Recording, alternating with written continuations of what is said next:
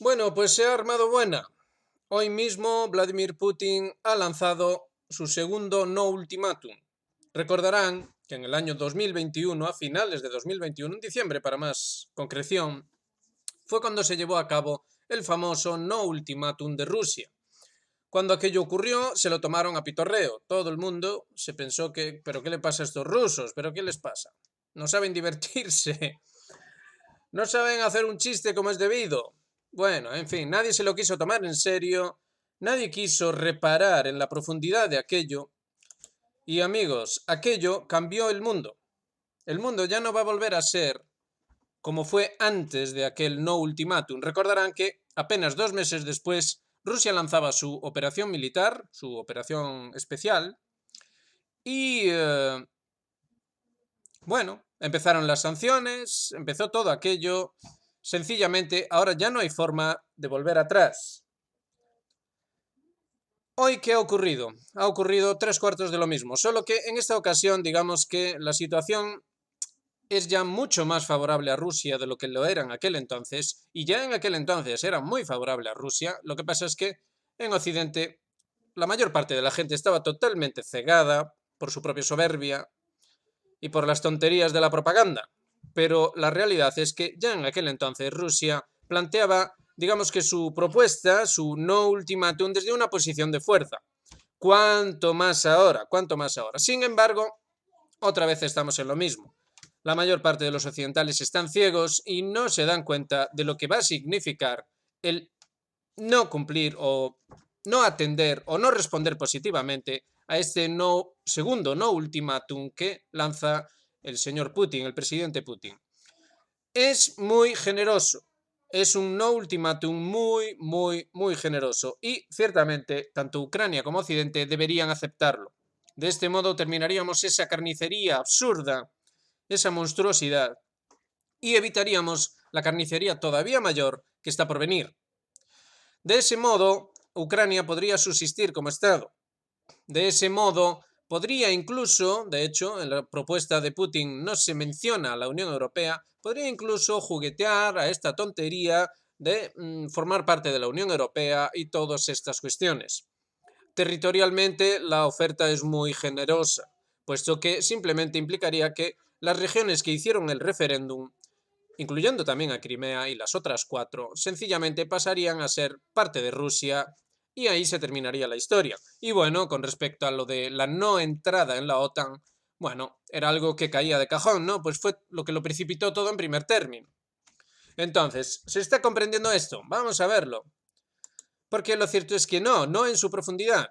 Por ejemplo, Martianov nos habla acerca de los F-16, cómo no, y acerca de cómo no van a suponer ningún cambio real, cómo de hecho van a tener que ser pilotados por pilotos, nunca mejor dicho, de la OTAN, que van a tener que, digamos que despegar de bases de la OTAN y como los cazas rusos son muy superiores, las capacidades defensivas, los sistemas S-350, S-400 y no digamos ya S-500, se encargarían rápidamente de barrer a estos aparatos, los cuales además, en cualquier caso, tampoco llegarían a una cantidad suficiente ni marcarían ninguna diferencia esencial en lo que ya de hecho está ocurriendo en el frente.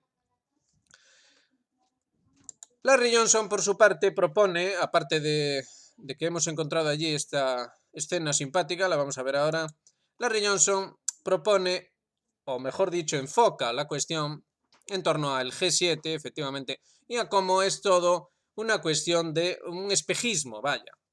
Digamos que era lo que estábamos diciendo antes. Y ya en el primer no ultimátum, aquel de diciembre del año 21, ya Occidente estaba viviendo en una burbuja, estaba viviendo en los mundos de Yuppie, como se dice aquí en España, no sabemos si en América también lo dicen así.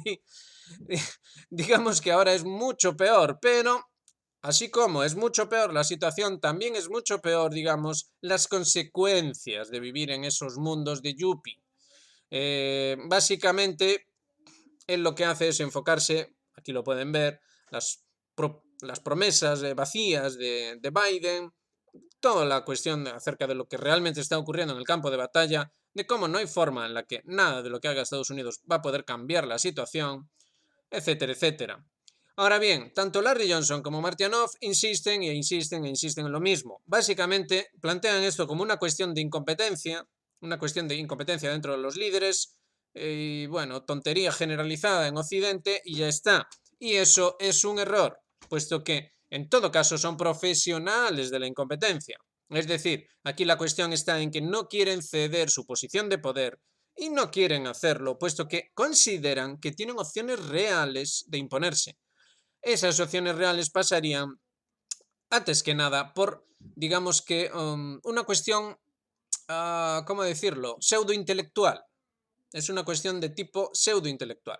Es decir, la soberbia, la magnificencia de la construcción mental de lo que es la modernidad y el proyecto moderno, proyecto europeo incluido, digamos que no permite ver más allá. Pensemos por un momento, las cosas se rigen en gran medida por el esquema de valores, por la visión de lo que fue en su día la Revolución Francesa y la Revolución Estadounidense también. La revolución de las 13 colonias, su independencia, su libertad y sus historias. Es decir, se construyó todo en base a una serie de ideas, las cuales daban por sentado con absoluta certeza que eran definitivas. Es decir, se había alcanzado la cima de la humanidad y cualquier otra cosa era sencillamente imposible. De ahí se construyó el excepcionalismo estadounidense. Entonces, considerar sin más que esto es una cuestión de incompetencia y ya está, es muy aventurado y muy peligroso, puesto que, insistimos, la realidad es un poco más compleja que todo eso. Es cierto que Occidente no tiene opciones reales de vencer militarmente, pero hay, amigo. Lo que sí tienen es opciones de convencer a la gente, como lo hicieron hace 4 años, no nos olvidemos de eso, porque aquella operación fue espectacular y funcionó de manera espectacular.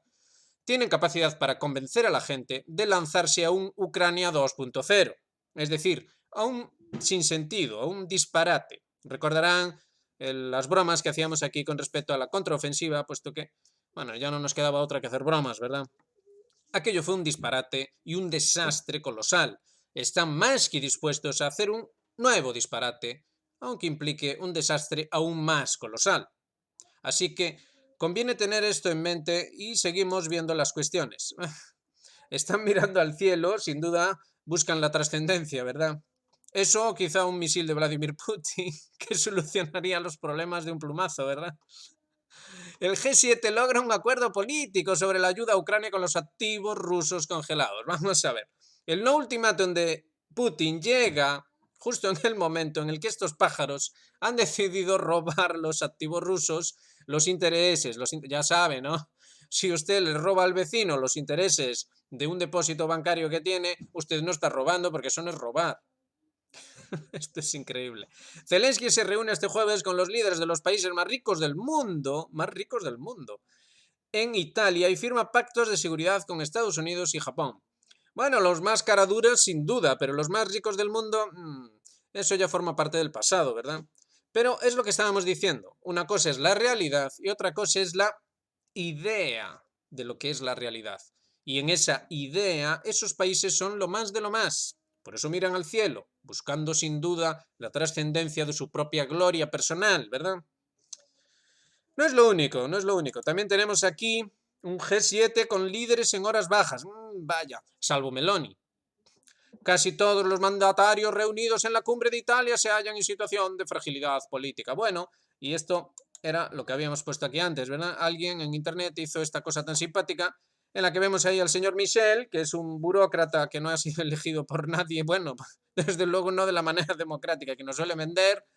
Después tenemos a Scholz, que ha perdido las elecciones, aunque le da igual, ya ha dicho que pasa de todo, que no pasa nada. Tenemos a Trudeau, que empezó muy bien, pero que ahora es más impopular que, en fin. Tenemos a Macron, que ha perdido también. Meloni es la única que se salva. El señor Biden, que no sabe ni siquiera dónde está. Después tenemos a Kishida, que tiene un desastre de aprobación. Y lo mismo, Sunak, que ya ha convocado lo mismo que Macron, elecciones en Reino Unido, que probablemente perderá. Y tenemos a nuestra querida von der Leyen, que en fin, la señora ahí está dándolo todo, como suele ser habitual en ella. Entonces, obviamente todo esto hay que tomárselo a cachondeo, pero es serio. Es decir, no nos queda más remedio que reírnos, pero la realidad es que esto es muy, muy serio. La situación es de, lo dicho, la propuesta de Putin es muy generosa, pero ya sabemos que va a ser rechazada, ya lo sabemos todos perfectamente.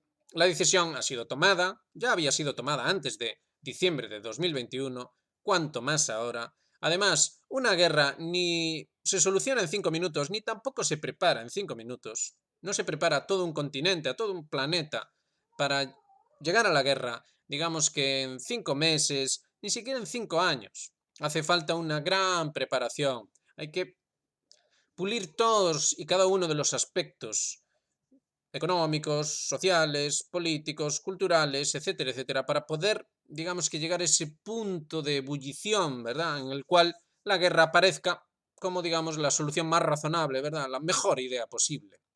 Llegar a la guerra, llegar a la guerra. Entonces, los rusos ciertamente no quieren la guerra. Ciertamente lo han demostrado una vez más. La propuesta es sumamente generosa, pero da igual, aunque fuese más generosa, igualmente la iban a rechazar los occidentales. Y por eso consideramos que es erróneo el análisis en ese aspecto de Martianov y de Johnson, entre otros analistas. Porque, si lo piensan, ¿cómo, siendo esos análisis reales, no aceptar una propuesta tan generosa? Sí, vale, tendrían que comerse el orgullo y todas esas cuestiones, sí, pero también sabemos que son auténticos artistas, auténticos malabaristas del control del discurso, del diseño de la narrativa. Entonces, bien que podrían inventarse algo, ¿verdad? Podrían inventarse algo, sacarse algo de la manga y ya está. Pero no, no es así. Ciertamente creen que pueden ganar esta guerra, ciertamente creen que pueden someter a Rusia y a China, por raro que pueda parecer. Y es que no se basan en análisis de tipo militar, de tipo económico, etcétera, etcétera, sino en ideas pseudo intelectuales. Ya lo hemos dicho muchas veces.